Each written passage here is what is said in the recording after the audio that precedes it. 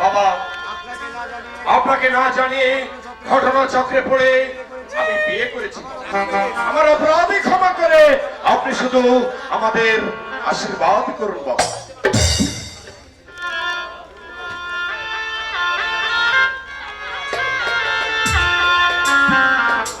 আমি আশীর্বাদ করছি, আমি তোমাদের আশীর্বাদ করছি।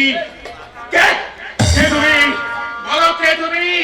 সেই চোখ, সেই মুখ, কে কে তুমি? বলো কে তুমি?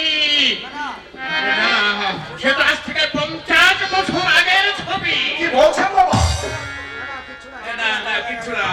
আমি শুধু ভাবছি যে কুলিপাড়ায় ডাক্তারি করতে গিয়ে তোমার বিয়ে হলো কি করে। রাত 12টার সময় শ্রীমতীর মামাতো ভাই ছুটতে ছুটতে আমায় গিয়ে বললেন যে শ্রীমতীর বাবা নাকি এই শ্রীমতীকে একটা কালো কুচ্ছিত কদর্যের নবী নারী নবী লম্পটে হাতে তাকে তুলে দিচ্ছে বাবা।